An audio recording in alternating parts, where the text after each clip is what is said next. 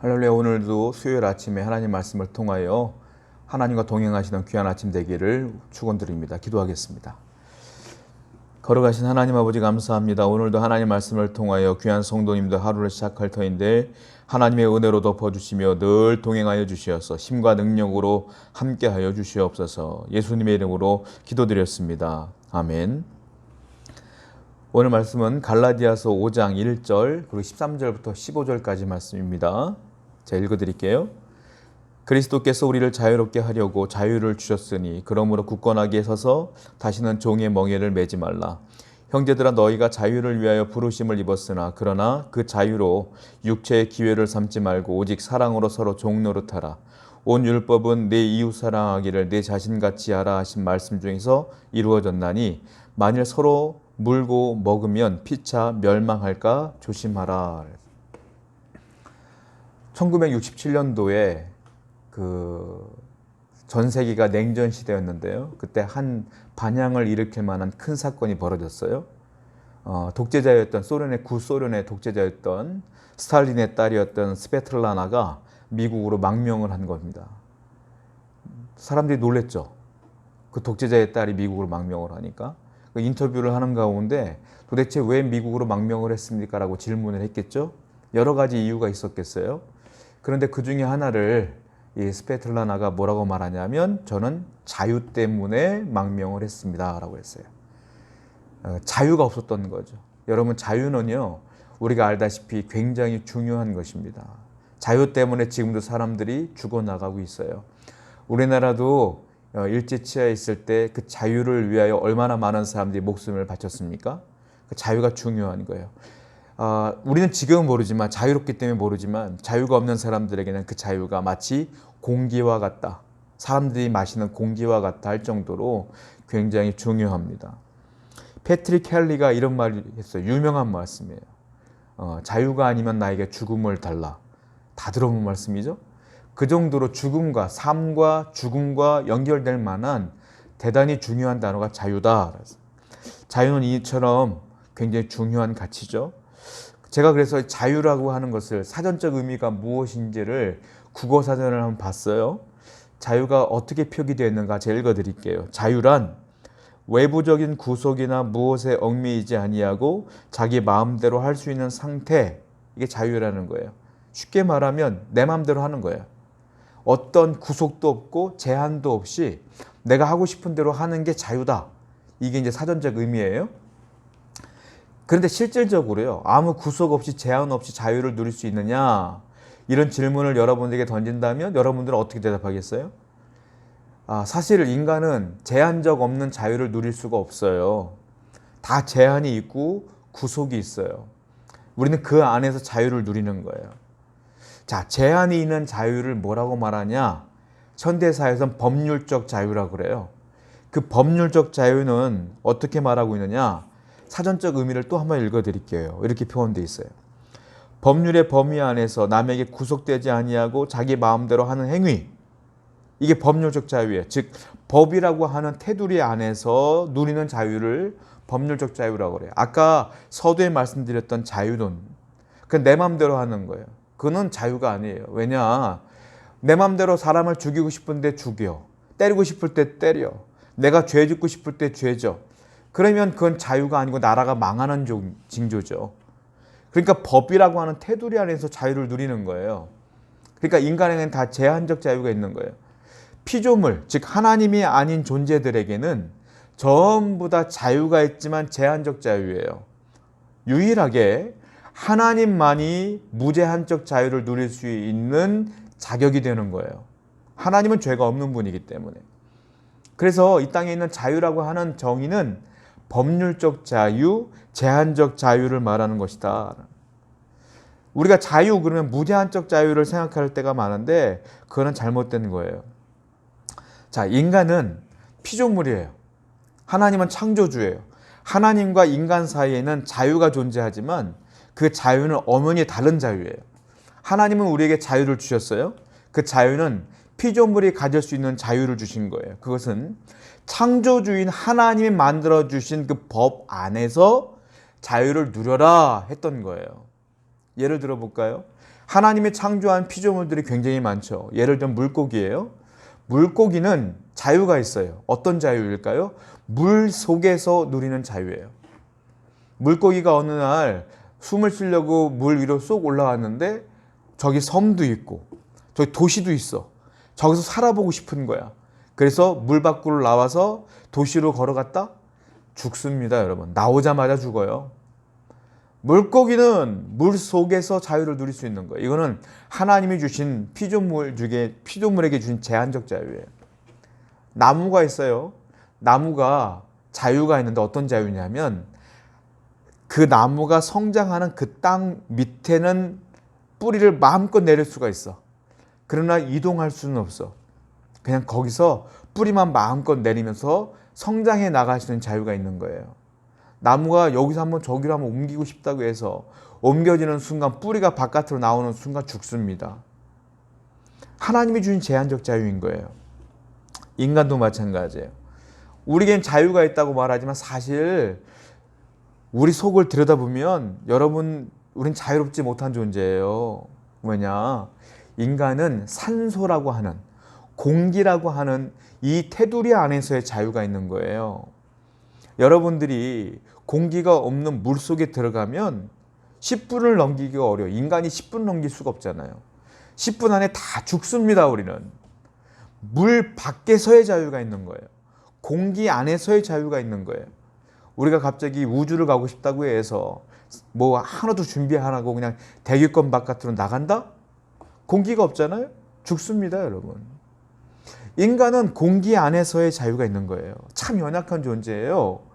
저와 여러분들은 우리가 수많은 사람들이 대단하다, 과학적으로 뛰어나다, 정말로 머리가 좋다, 학력이 좋다, 저 사람 IQ가 몇이야, 저 사람은 가진 게 많아 할지라도 하나님 보실 때는 공기가 조금 없어도 10분 안에 다 죽을 수밖에 없는 연약한 존재가 우리라. 우린 제한적 자유를 누릴 수밖에 없는 거예요. 창세기 1장을 보면 하나님이 천지를 창조하셔요. 그리고 창세기 2장을 보면 인간을 창조하신 뒤에 조금 자세하게 인간에 대한 이야기가 나오는데 거기 에덴 동산에 대한 이야기가 나와요. 하나님은 아담과 여자를 창조하신 뒤에 에덴 동산을 주셨어요. 거기서 마음껏 살아라, 먹고 마셔라, 자유를 누려라 했어요. 에덴 동산에서 그들은 즐거워했고 행복했어요. 자, 에덴 동산의 뜻이 뭔지 에덴이란 뜻이 기쁨이란 뜻이에요. 자, 기쁨을 누렸어요. 그런데 그것도요, 무제한적인 자유를 주신 게 아니에요. 알다시피 우리는 하나님이 제한적 자유를 주었다는 걸 알 수가 있어요. 성경 말씀 보겠습니다. 창세기 2장 16절과 17절 말씀이에요. 여호와 하나님이 그 사람에게 명하여 이르시되 동산 각종 나무의 열매는 네가 임의로 먹되 선악을 알게 하는 나무의 열매는 먹지 말라. 네가 먹는 날에는 반드시 죽으리라 하시니라. 죽으리라, 제한적 자유를 주신 거예요. 에덴 동산의 중앙에 하나님의 선악과 생명나무 두 그루를 딱 갖다 놨어요. 그리고 이걸 먹으면 넌 죽어 라고 말씀하신 거예요. 무제한적 자유가 아니라 창세기에 보면 하나님의 천지를 창조할 때부터 제한적 자유를 주신 거예요. 그렇다고 그 제한적 자유가 있다고 해서 아담이 불행했느냐, 아담이 정말 짜증이 났느냐, 괴로웠느냐, 그렇지 않습니다. 말씀드린 것처럼 에덴의 뜻이 기쁨이란 뜻이에요. 에덴 동산은 기쁨이 충만한 곳이고 감사가 충만한 곳이고 정말로 아담과 하와는 행복했어요. 제한적 자유가 나를 불행하다고 여러분도 오해하시면 안 돼요. 오히려 행복한 거예요. 왜냐? 자, 생명나무와 이 선악과는 쉽게 말하면 신호등과 같은 거예요. 생명나무는 푸른 신호등, 녹색 신호등. 선악과는 빨간 신호등이 되는 거예요. 왜 그러냐? 그것을 중앙에 갖다 놓으신 이유는 동서남북 아담과 하와가 어디 있든지 간에 지나갈 때마다 중앙에 보이도록 만들어 놓으신 거예요. 자, 생명나무를 볼 때마다 이건 허락의 말씀이에요. 허락의 신호등이에요. 하나님이 이 동산을 내게 허락해 주셨구나. 하나님이 나를 만들어 주셨구나. 하나님이 지금 먹고 있는 내 모든 음식들을 공급해 주셨구나. 내가 마시고 있는 공기를 주셨구나. 내가 지금 목마를 때마다 먹을 수 있는 물을 주셨구나 라고 하는 것들을 알라라고 하는 녹색의 신호등인 거예요. 허락의 말씀인 거죠. 자, 그런데 선악과는 하나님 먹으면 죽는다 그랬어요. 이건 무슨 신호등? 빨간 신호등이에요. 내가 저걸 먹으면 죽는구나 라는 걸 알으라는 거예요. 그러니까 아담과 하와는 막 어떤 일을 할 때마다 잊을만 하면 가운데 보면 선악과가 있고 생명나무가 있는 거예요. 그래서 하나님의 은혜를 알고 하나님이 주신 이걸 먹으면 죽습니다 라고 하는 말씀의 의미를 안는 거예요. 항상 깨달으라는 거예요. 제한적 자유를 주신 거예요. 그런데 어떤 일이 벌어져요? 그 하나님이 말씀하신 그 범위를 벗어나고 말죠. 즉 우리가 알아야 될 게 뭐냐면 하나님이 인간에게 주신 자유는 제한적 자유인데 그 제한이 무엇이냐? 하나님 말씀이라고 하는 제한이라는 거예요. 그 말씀 안에 들어가 있으면 행복한 자유를 누리지만 그 말씀을 벗어나는 순간 우리는 죽는 거예요. 선악과가 그런 의미라는 거예요. 근데 아담과 하와가 그 말씀에서 벗어나죠. 선악과를 먹어요. 어떤 일이 벌어져요? 자, 말씀에서 벗어나는 것이 무엇이냐? 죄예요. 죄. 하나님 말씀에서 벗어나는 게 죄다. 죄가 들어옴과 동시에 어떤 일이 벌어지느냐? 동시다발적으로 여러 가지 사건이 벌어지는데 내가 말씀에서 벗어나는 것이 죄가 됨으로 말미암아 나는 그 순간 죄의 종이 돼요. 죄의 종이 됨과 동시에 마귀의 종이 되고요. 마귀의 종이 됨과 동시에 사망의 종이 되는 거예요.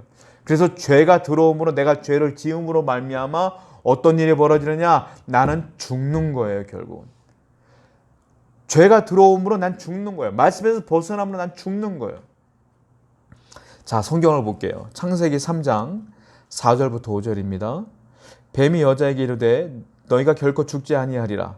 너희가 그것을 먹는 날에는 너희 눈이 밝아져 하나님과 같이 되어 선악을 알 줄 하나님이 아심이니라. 뱀이라고 하는 에덴 동산에는 동물이 있었는데요. 뱀이 나쁜 게 아니라 그 뱀 속에 거하고 있었던 영물이 있었어요. 그게 뭡니까? 마귀예요. 사탄이 그 뱀 속에 있었다는 거예요. 마귀는, 사탄은 제가 여러 번 설명드렸지만 원래 천사장이었잖아요. 루시퍼라고 하는 천사장이었는데 하나님 말씀에서 벗어났어요. 그가 하나님 되려고 했어요. 그래서 그는 하늘에서 쫓겨났고 이 땅에 내려와서 마귀가 된 거예요. 즉 그도 말씀에서 벗어난 존재예요. 죄덩어리인 거예요. 쉽게 말하면. 말씀에서 벗어나는 게 죄예요. 그래서 자기와 똑같이 아담도 말씀에서 벗어나게 하기 위해서 선악과를 먹어라 라고 거짓말하는 거예요. 그럼 네가 하나님처럼 될 거야. 거기에 여자가 속아 넘어갔고 그 여자 하와가 아담을 또 속였어요. 그래서 아담과 하와가 다 속아 넘어가는 거예요. 성경을 볼게요. 이에 창세기 3장 7절부터 8절입니다. 이에 그들의 눈이 밝아져 자기들이 벗은 줄을 알고 무화과 나무 잎을 엮어 치마로 삼았더라. 그들이 그날 바람이 불 때 동산에 거니시는 여호와 하나님의 소리를 듣고 아담과 그의 아내가 여호와 하나님의 낯을 피하여 동산 나무 사이에 숨은지라. 마귀가 말했던 것처럼 선악과를 먹었더니 눈이 밝아졌어요. 여러분들이 7절 말씀 보면 눈이 밝아졌다라는 말씀을 듣고 마귀의 말이 맞는 거 아니야? 뱀의 말이 맞는 거 아니야? 라고 오해하시면 안 돼요. 선악과를 먹으면 너희들이 하나님처럼 될 거야. 눈이 밝아져. 라고 했죠. 5절에. 정말 7절 보니까 눈이 밝아졌죠. 그러니까 마귀가 거짓말한 게 아닌 거 아니야? 하나님처럼 된 거 아니야? 라고 생각하는데 그게 아니라 마귀는 5절에 눈이 밝아질 거야. 하나님처럼 될 거야. 라고 속인 거고요. 7절 말씀 보니까 선악과를 먹으니까 진짜 눈이 밝아진 거예요. 여기서 말한 눈이 밝아졌다는 건 하나님처럼 눈이 밝아진 게 아니라 죄책감이 들어왔다 이 말이에요. 죄책감이 들어오니까 예전에 몰랐던 죄가 느껴지는 거예요. 죄가. 내가 하나님 말씀을 벗어났구나 라는 죄책감이 들어오는 거예요. 그게 눈이 밝아졌다고 표현하는 거예요. 그러니까 어떻게 돼요? 하나님을 내가 떠날 수밖에 없는 거예요. 하나님이 불러도 대답할 수가 없는 존재가 됐고 내가 무화과 나뭇잎을 엮어서 내 몸을 가릴 수밖에 없는 거예요. 예전에는 이게 신경이 안 쓰였거든.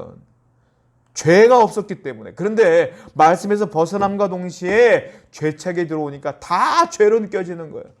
하나님을 볼 수가 없는 거예요. 여러분 그러니까 오해하시면 안 돼요. 5절의 말씀은 마귀가 속인 말씀이고 7절의 말씀은 눈이 밝아진 것이 무슨 뜻이냐? 죄책감이라는 거예요. 그래서 아담과 하와는 하나님 앞에 멀어지게 되는 거예요. 즉 하나님이 그랬죠. 선악과를 먹으면 죽는다. 육신은 멀쩡히 살아있어요. 아담과 하와는. 그런데 뭐가 죽었어요? 영혼이 죽은 거예요. 하나님 앞에 나갈 수 없어 이제는. 영혼이 죽어버린 거예요. 하나님과 단절된 거예요. 죄 때문에. 그 영혼이 죽었다고 표현하는 거예요. 육체는 멀쩡히 살아있지만 영혼이 죽어버린 거예요. 여러분, 그래서 꼭 기억해야 될 사건이 있어요. 사실이 있어요. 하나님 말씀에서 벗어나는 것이 자유라고 우리가 오해할 때가 많아요. 제가 성도님들과 대화하다 보면 가끔 이런 얘기들을 해요. 내가 예수님을 너무 일찍 만났어요. 내가 교회를 너무 일찍 다녔어요.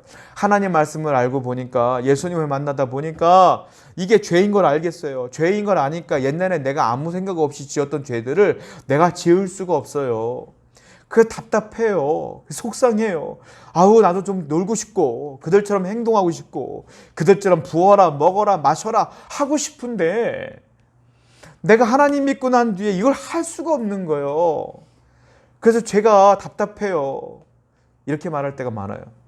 여러분, 그렇지가 않아요. 우리가 잘못 알고 있는 것 중에 하나가 하나님 말씀 때문에 내가 자유를 잃어버렸다고 생각해. 그렇지가 않아요. 하나님 말씀 안에 있어야 자유로운 거예요. 내가 그 말씀에서 벗어나잖아요. 여러분들 하고 싶은 대로 하잖아요. 그게 뭐냐? 사망의 길이에요. 그게 사망의 지름길로 가는 거예요. 아담과 하와가 하나님 말씀에서 벗어난 것이 자유인 줄 알았죠. 그런데 어떻게 됐어요? 영혼이 죽어버린 거예요. 내 맘대로 선악과를 먹었지 죽는 거예요. 여러분들이 하나님 말씀 앞에 있는 것이 감사한 거예요. 그것이 자유예요. 그것이 제한적 자유고 그것이 내 영혼이 사는 기쁨이다. 야고보가 이렇게 말해요. 야고보서 1장 15절입니다. 욕심이 잉태한 즉 죄를 낳고 죄가 장성한 즉 사망을 낳느니라. 욕심이 뭐겠어요? 하나님 말씀에서 벗어나고 싶은 내 욕망이 욕심인 거예요. 하나님이 하지 말라. 내 욕심은 이것까지 하고 싶은 거예요. 그 욕심이 어떻게 돼요? 죄가 된다. 말씀에서 벗어나니까 죄가 된다. 그 죄가 더 성장하면 어떻게 돼요? 사망이 된다. 나는 죽는 거예요, 영혼이. 예수님도 이런 원리로 말씀했어요. 요한복음 8장 34절 하반절만 읽어볼게요. 진실로 진실로 너에게 이르노니 죄를 범하는 자마다 죄의 종이라. 죄를 범하는 자마다 죄의 종이라. 죄가 뭐예요? 말씀에서 벗어나는 것. 하나님의 구속에서 벗어나는 것. 그 죄예요. 그런데 그거예요? 그 죄를 짓는 마다 죄의 종이에요. 죄의 종은 마귀의 종이에요. 마귀의 종은 사망의 종이라. 똑같이 말씀하시는 거예요. 비근한 예로 제가 이런 얘기를 해볼게요. 사람들이요, 자유가 있으니까 내가 술을 사다가 술을 먹어요. 그렇죠? 사람들과 함께 술자리에 술을 먹어요. 그렇잖아요? 근데 자유예요. 술 먹는 자유. 내가 술을 먹어. 근데 계속 먹다 보면 어떻게 돼요? 내가 의식을 잃어버리죠. 내가 절제력을 잃어버리죠. 결국 사람들이 그걸 뭐라고 말해요? 내가 술을 먹었지만 술이 나를 먹었다 그러죠. 술이 나를 먹어. 술이 나를 지배하기 시작해. 내가 자유롭게 술을 지배했지만 결국 술이 나를 지배해. 더 나가면 어떻게 돼요? 술을 내가 끊을 수가 없어. 그걸 뭐래요? 중독이라고 그러죠. 알코올 중독. 그러면 술을 내가 먹고 마시고 할 자유가 있었지만 나중에 술을 끊을 수 없는 지경에 이르러 자유가 오히려 구속이 되는 거예요. 그 죄에. 모든 중독이 그래요. 모든 중독이. 죄는 중독이에요. 중독. 여러분들이 죄를 지을 수 있는 자유는 있어요. 그러나 죄를 지음과 동시에 하나님과 멀어질 수밖에 없고 그 죄의 중독에 빠져서 여러분들은 영원한 사망에 들어갈 수밖에 없는 겁니다. 그러니까 하나님 말씀 앞에 내가 지키고 있는 것이 행복이고 감사고 그것이 진리이며 그것이 즐거움이며 감사예요. 여러분들은 지금 말씀이라고 하는 에덴 동산에 있는 것임을 분명히 믿으시기 바라요.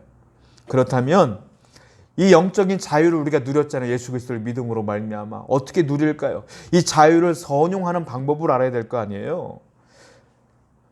자, 하나님의 자녀로서 참 자유를 누리는 것, 그것이 구원이에요.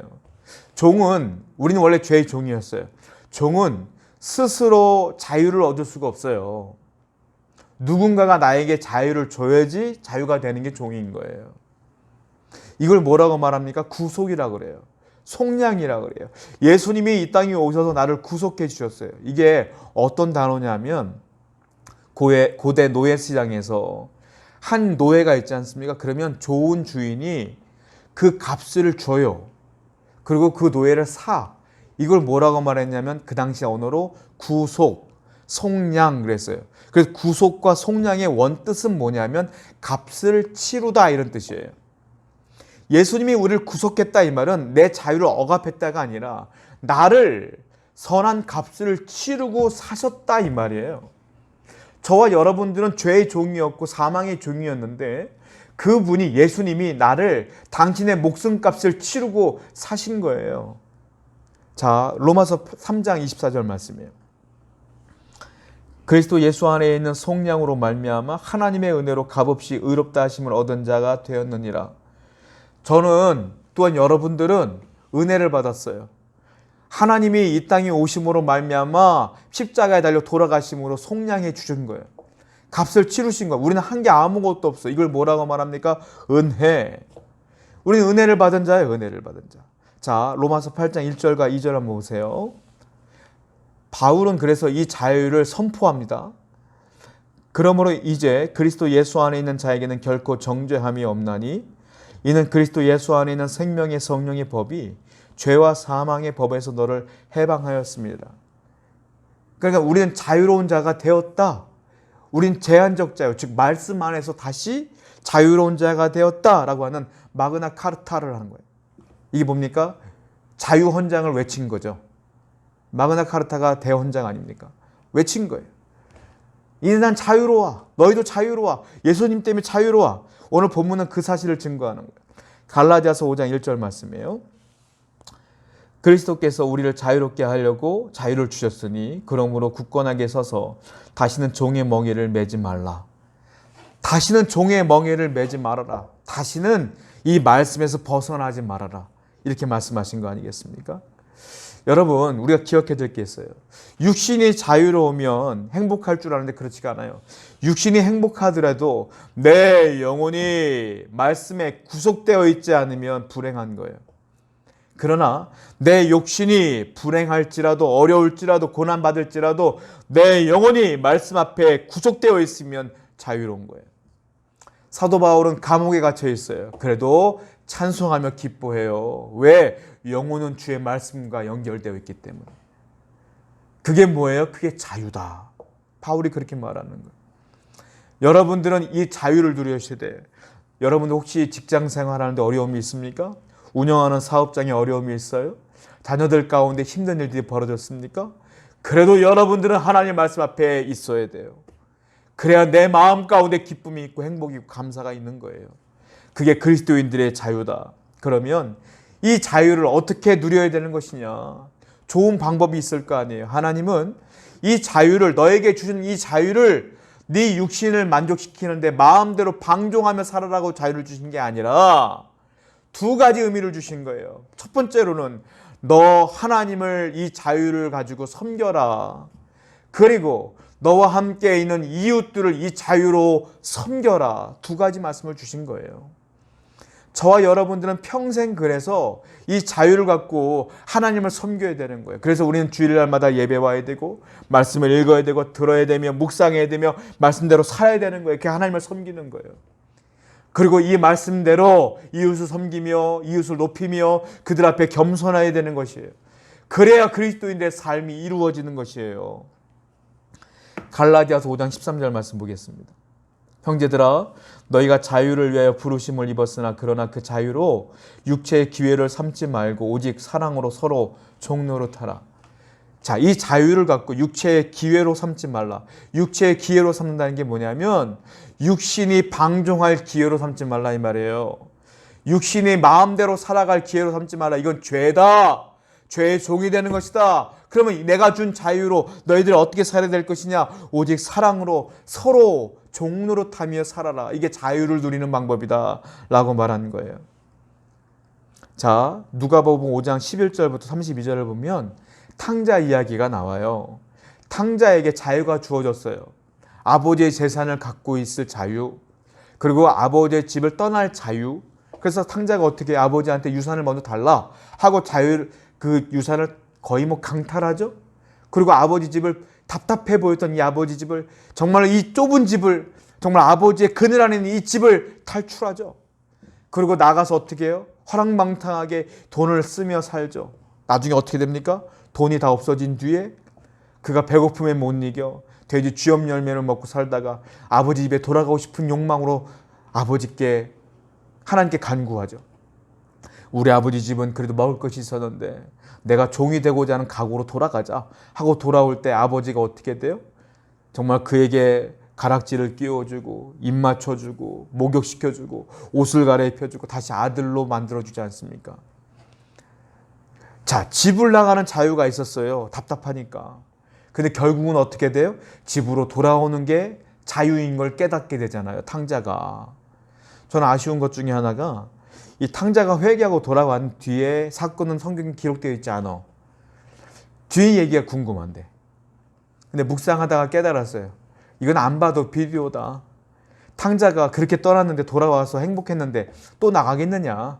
아마 아버지를 섬기며 또한 자기 집에 있는 종들을 예전과 같이 막 부리지 아니하고 섬기며 살았을 것이다.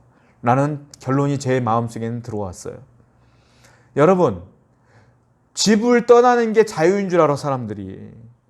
쉽게 말하면 가출하는 게 자유인 줄 알아. 여러분들이 교회를 떠나는 것이 자유인 줄 알아요. 하나님 말씀을 떠나는 것이 자유인 줄 알아. 아니에요. 떠나고 난 뒤에 알아요. 내가 죄를 짓고 있구나. 내 영혼이 죽어가고 있구나는 걸 나중에 알아요. 그리고 진짜 자유는 어디에 있는 건 줄 알아요? 교회에 있구나. 하나님 말씀 앞에 있구나. 하나님의 그늘 아래에 있구나. 그리고 돌아와야 된다 이거예요. 자, 그러니까 쉽게 말하면 자유는 가출이 아니라 귀가가 자유예요. 방종은 가출이 방종인 거예요. 하나님 말씀을 떠나는 것이 자유가 아니라 방종이고요. 하나님 말씀으로 들어오는 것이 자유다. 기억하셔야 돼요. 이와 같은 자유의 원리를 예수님이 설명해 주십니다. 마태복음 11장 28절부터 30절이에요. 수고하고 무거운 짐진 자들아 다 내게로 돌아오라. 내가 너희를 쉬게 하리라. 나는 마음이 온유하고 겸손하니 나의 멍에를 메고 내게 배우라. 그리하면 너희 마음이 쉼을 얻으리니 이는 내 멍에는 쉽고 내 짐은 가벼움이라 하시니라. 여기 보시면 수고하고 무거운 짐진 자들아 다 내게로 돌아오라. 수고하고 무거운 짐진 자들아, 우리 육체적인 어려움을 말하는 거예요. 마음의 어려움들, 이 세상에 살아가는데 고난들을 얘기하는 거예요. 그 고난들을 지고 사는 너희들아 다 내게로 와라. 내가 너희들에게 자유를 줄게. 이 말씀이에요. 그런데 재밌는 말씀이 있어요. 29절 말씀 보면 나의 멍에를 메라. 나의 멍에는 쉽다 이렇게 말해요. 아니 정말로 수고하고 어렵고 자유를 누리지 못하는 괴로운 사람들을 불러 모아놓고 자유를 주겠다고 말씀해놓고 이제 예수님의 멍에를 메래요. 멍에는 뭐예요? 소가 매는 거 아니에요? 밭을 갈 때에. 그 멍에는 짐 아니겠어요? 똑같은 자유를 박탈하는 행위 아니겠어요? 근데 예수님께서 내 멍에를 메라고 하셔요. 이게 무슨 말씀이겠어요? 진짜 자유는 뭐냐면 바깥에서 수고하고 무거운 짐진 너희들에게 내가 자유를 줄게. 내 자유가 뭐냐? 내 멍에가 자유야 이거예요. 예수님의 멍에는 뭐냐? 하나님의 말씀이라고 하는 멍에예요. 그 멍에를 져야 너의 영혼이 자유로운 거예요. 즉 내 말에 순종하며 살아. 그게 네 영혼이 사는 영적인 자유야 라고 말씀하시는 거예요. 여러분들에게 말씀이라고 하는 멍에가 지어져 있음을 믿으시기 바랍니다. 그 말씀을 지키고 살아가는 것이 그리스도인들이에요. 그래야 내 영혼이 사는 것이고 그것이 영적인 자유임을 예수님이 직접 말씀하시는 거예요. 마치 연과 줄과 같은 거예요. 연을 띄워보셨죠? 어릴 시절 때. 연에는 뭐가 있죠? 줄이 있어요. 줄은 누가 쥐고 있어요? 내가 쥐고 있는 거예요. 자, 줄을 풀면 연이 하늘 위로 올라가요. 그리고 내가 조절하면서 줄 가지고 조절하면서 연을 내가 끌어당기기도 하고 날려보내기도 하는 거예요. 그 연 입장에서 볼 때는 주인이 자꾸 나를 왔다 갔다 하는 것 같아. 더 높게 날고 싶어. 그래서 연이 만약에 그 줄을 끊어버린다고 생각해 보세요. 어떻게 될 것 같아요? 하늘로 더 높이 날아갈 것 같아요? 줄이 끊어버린 적 있죠, 여러분들? 줄이 끊어버리죠. 줄이 끊어져 버리면 어떻게 됩니까? 올라가는 게 아니라요. 막 돌아다니다가 땅으로 곤두박질 쳐요. 그 연이에요. 연과 줄의 관계가 그러하듯이 나와 하나님 말씀의 관계가 그런 거예요. 내가 말씀의 줄을 끊어버리면 높이 날 것 같고 자유로울 것 같지만 내가 하늘나라 올라가는 게 아니라 땅바닥으로 곤두박질 치는 것이 내 육신의 자유라 이거예요. 저 여러분들에겐 연과 줄처럼 하나님 말씀의 줄이 이어져 있어야 그 안에서 감사하며 순종하며 사는 거 아니겠습니까? 오늘도 그 말씀의 줄이 여러분께 연결되어 있음에 감사하셔야 돼요. 그래서 그것이 무엇이냐? 하나님께서 우리에게 자유 주신 이유가 뭐예요? 구체적으로 아까 말씀드렸어요. 첫 번째, 내가 너에게 이런 말씀의 줄을 주었으니 첫 번째, 나 여호와를 섬기라 이 말이에요. 하나님을 섬기며 살아라 이 뜻이에요. 마태복음 7장 12절 말씀이에요. 그러므로 무엇이든지 남에게 대접을 받고자 하는 대로 너희가 남을 대접하라. 이것이 율법이요 선지자이니라. 구체적으로는 하나님을 섬기는 거예요. 우리가 잘하고 있어요. 그게 뭡니까? 신앙생활 하는 거예요.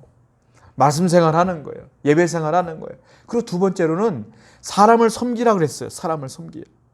남을 높게 여기며 남을 대접하며 살아라.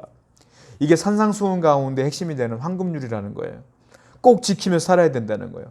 본문 15절도 똑같은 말이에요. 자, 갈라디아서 5장 15절. 만일 서로 물고 먹으면 피차 멸망할까 조심하라. 피차 물고 뜯고 살면 너는 살 것 같지만 아니다. 서로 죽는 거야. 이 말이에요. 너에게 자유를 주었으니 그 말씀 앞에 자유를 주었으니 그 말씀으로 여호와를 섬기며 둘째로는 사람을 섬기며 살아라 이거예요. 한 택시기사가 운전을 하는 가운데 아주머니 한 명을 태워요. 아주머니가 그렇게 얘기를 해요. 우리 시장 갑시다. 시장을 갔어요. 근데 아주머니가 택시기사가 운전하는 대로 못 믿겠다고 하면서 본인이 아는 길로 인도하겠다고 그러면서 아주머니가 이쪽으로 가라 저쪽으로 가라 막 운전을 막 가르치는 거예요. 택시기사는 그래서 운전하는데 좁은 길로 막 아주머니가 가는 거예요. 막 결국은 그래서 택시요금이 더 나오고 기름값이 더 나온 거죠. 거리는 더 멀어지고. 아주머니가 너무 강력하게 그렇게 얘기를 하니까 어쩔 수 없이 갔지만 요금은 더 나온 거예요. 그래서 요금이 얼마 나오냐? 2,300원이 나왔어요. 아주머니가 화를 내요. 아니 보통 때 같으면 1,000원대 나오는데 왜 2,300원이 나왔냐고. 택시기사가 얘기를 합니다. 아주머니가 가라는 대로 가서 나온 거예요. 원래 제가 가는 대로 가면 더 싸게 나오죠. 아주머니가 가라는 대로 나온 건데 저한테 그렇게 뭐라고 하시면 어떡해요? 라고 말했더니 아주머니가 화를 내면서 몰라 하면서 요금을 주는데 10만 원짜리 수표를 주는 거예요. 거스름돈이 없어요. 그래서 거스름돈이 없습니다. 다른 걸로 주세요 했더니 10만 원은 돈이 아닙니까? 라고 아주머니가 화를 내시는 거예요. 그래서 실갱이를 벌이다 말고 요금을 냈으니 돈을 드려야 될 거 아니에요? 그래서 은행에다가 잠깐 차를 대고 택시기사가 화가 나지만 은행에서 돈을 바꿔오는데 화가 났어요. 어떻게 할까 하다가 이 10만 원짜리를 100원짜리로 싹 바꿔갖고 온 거야. 그래서 아주머니한테 100원짜리로 된 10만 원을 줬어. 아주머니도 황당하죠. 이게 뭐예요? 소리를 질렀어요. 그러니까 택시기사도 소리를 질러요. 이건 돈 아니에요? 그러니까 아주머니도 본인이 한 일이 있으니까 어쩔 수 없어요. 그걸 다 받았어요. 거스름돈이 얼마냐면 97,700원이야. 이게 이제 그 100원짜리로 된 거예요. 택시기사가 이제 출발하려고 하는데 아주머니가 내리질 않아요. 아주머니 빨리 내리세요. 나 영업해야 돼. 그때 아주머니가 뭐라 말했냐면 나 돈 세는 거예요. 이게 97,700원이 맞는지 내가 돈 세고 있어요. 기다려보세요. 아유 한참 세다가 당신이 말하는 말에 또 잊어먹으면 다시 살 거야. 그 돈을 또 100원, 200원 세고 있는 거예요. 영업도 못하고 이 아주머니도 화가 나니까 자기 볼일 안 보고 일부 거기 뻗팅기고 있는 거예요. 무슨 얘기냐. 서로 자존심 세우다 보면 이와 같이 서로 망하는 거예요. 서로 싸우는 거예요. 이거는 에피소드지만 심각하면 서로 죽이는 거예요. 서로 죽이기도 하지 않습니까? 여러분 인간은 서로 싸우라고 하나님 존재시킨 게 아니에요. 너 자존심 세워라. 저들을 무시하며 살아라. 하나님이 여러분들에게 자유를 주신 이유가 그게 아니에요. 예수님이 십자가에 못 박혀 죽으면서까지도 너 저 사람 무시해도 돼. 저 사람 밟아. 이러려고 죽은 게 아니에요. 예수님께서. 하나님을 섬겨라. 서로 섬기며 살아라. 이럴 때문에 주로 돌아가신 거예요. 예수님이 최후의 만찬에서 제자들의 발을 닦아주지 않습니까? 요즘 제가 설교하는 내용이 이 내용인데 그때 제자들이 황당해하잖아요. 제자들이 뭐라고 말합니까? 예수님이 제자들에게 이렇게 말해요. 요한복음 13장 13절부터 14절. 너희가 나를 선생이라 또는 주라 하니 너희 말이 옳도다. 내가 그러하다. 내가 주와 또는 선생이 되어 너희 발을 씻었으니 너희도 서로 발을 씻어주는 것이 옳으니라. 서로 발을 씻어주라. 서로 겸손하게 서로 높게 세워주며 살아라. 교만하지 말고 겸손하게 그들 높여주며 살아라, 이 말 아니겠어요? 정채봉 작가의 옷걸이라고 하는 글이 있는데요. 거기 이런 얘기가 있어요. 세탁소에 옷걸이가 쭉 걸어져 있는데 어느 날 신입 옷걸이가 무스탕을 딱 걸쳐놓고 딱 걸려 있는 거예요. 그때 선배 옷걸이가 이렇게 얘기를 해요. 예, 신입 옷걸이야. 너 지금 너의 정체를 분명히 알고 있어야 된다. 이렇게 얘기를 해요. 무슨 소리냐면 네가 무스탕을 입고 있기 때문에 너가 무스탕이라고 착각하면 안 돼. 너는 그냥 옷걸이에 불과한 거야. 내가 지내보니까 가끔 착각하는 애들이 있어서 그래. 지가 무스탕인 줄 알고 지가 무슨 코트인 줄 알고 뭐 밍크 코트인 줄 알고 착각하는 애들이 있어서 내가 그러는 거야. 너는 옷걸이야. 정체를 분명히 알고 있어야 돼. 라는 이야기가 나와요. 여러분, 저나 여러분들이나 옷걸이와 똑같은 거예요. 다 하나님이 주신 것을 걸친 것 뿐이지 내가 취한 거 하나도 없는 거예요. 중요한 영적인 생명 하나님이 주신 거예요. 여러분들의 갖고 있는 모든 재산들 여러분들이 취한 것 같아요? 하나님이 길을 열어줬기 때문에 주신 거예요. 그냥. 그러니까 남을 밟을 필요도 없고 남 앞에 위에 서갖고 남을 깔볼 이유도 하나도 없는 거예요. 여러분들이나 그 사람들이나 다 하나님의 사람들이고 하나님의 자녀이며 하나님의 사랑하는 사람들에 불과한 거지, 여러분들의 위치가 여러분들의 높은 위치가 여러분들의 정체가 아니라는 거예요. 그래서 어떻게 하라고요? 겸손하라. 자, 성경 말씀 볼게요. 마가복음 10장 44절부터 45절입니다. 너희 중에 누구든지 으뜸이 되고자 하는 자는 모든 사람의 종이 되어야 하리라. 인자가 온 것은 섬김을 받으려 함이 아니라 도리어 섬기려 하고 자기 목숨을 많은 사람들의 대속물로 주려 함이니라. 가능하면 억지로 섬기지 말고 적극적으로 섬겨라, 이 말이에요. 예수님을 적극적으로 우리 섬기려고 오신 분이에요. 적극적으로 죽기 위해 오신 분이라, 이 말이에요. 이것이 하나님의 말씀이라 주님께서 말씀하세요. 사도 바울도 똑같은 말이에요. 사도행전 20장 22절부터 24절. 보라, 이제 나는 성령에 매여 예루살렘으로 가는데 거기서 무슨 일을 당하는지 알지 못하노라. 오직 성령이 각 성에서 내게 증언하여 결박과 환난이 나를 기다린다 하시나 내가 달려갈 길과 주 예수께 받은 사명 곧 하나님의 은혜의 복음을 증언하는 일을 마치려 하면은 나의 생명조차 조금 더 귀한 것으로 여기지 아니하니라. 나는 이제 밀라도에서 고별 설교하는 거예요. 나는 예루살렘으로 가면 잡힐 거야, 죽을 거야, 환난 당할 거야. 하나님이 그렇게 말씀하셨어, 나에게. 그래도 나는 아직도 하나님을 알지 못하는 사람들에게 이 복음을 증거하려고 갈 거야. 적극적으로 그들의 영혼을 위해 살겠다, 이 말이에요. 이게 헌신이에요. 이게 섬김이에요. 내가 어려움이 당하는 걸 알면서도 헌신하겠다는 거예요. 이런 자세로 살라고 우리에게 자유를 주신 것이다, 이 말이에요. 고린도후서 5장 14절. 그리스도의 사랑이 우리를 강권하시는도다. 예수 그리스도의 사랑 때문에, 내가 받은 사랑 때문에 강권하시도다. 억지로 나를 끌고 다닌다, 이 말이에요. 내가 사랑을 받았으니까 이 사랑을 전할 수 없다. 저나 여러분들이 하나님의 은혜를 입었고 자유를 누렸으니 이 자유를 전할 수 없다. 전하지 않을 수 없다, 이 말이에요. 여러분, 적극적으로 남을 섬기며 사세요. 하나님을 섬기며 사세요. 이것이 하나님의 뜻인 줄로 믿습니다. 오늘 하루를 살아가시는데 여러분들이 수많은 사람들을 만나실 거 아닙니까? 사무실에서 또한 여러분들의 사업장에 있는 사람들을 만날 것이고 가정에서도 이웃 사람들을 만날 것이고 여러분들의 만나야 될 사람들을 적극적으로 섬기세요. 오늘 하루, 아니 평생. 교만한 말 하지 마세요. 무시하지 마세요. 그들에게 소리 지르지 마세요. 화내지 마세요. 하나님이 여러분들 뿐만 아니라 그들도 섬기라고 자유를 주셨으니 그들에게 미소를 띄우며 감사하며 높이며 살아가는 하루가 되기를 축원드립니다. 그것이 우리가 자유를 누리는 구체적인 방법이기 때문입니다. 기도하겠습니다. 하나님 감사합니다. 오늘도 하나님의 은혜로 그 자유를 누리며 하나님을 섬기며 더욱더 이웃을 섬기며 사랑할 수 있도록 인도해 주시고 오늘도 하나님과 동행하기 원합니다. 예수님의 이름으로 기도드렸습니다. 아멘. 이제는 우리 주 예수 그리스도의 은혜와 구속하신 하나님의 사랑하심과 성령님의 감화 감동 충만 역사하심이 오늘도 하나님을 섬기며 이웃을 섬기기로 결단한 귀한 성도님들 머리 위에 지금부터 영원토록 함께 계시기를 간절히 축원하옵나이다. 아멘.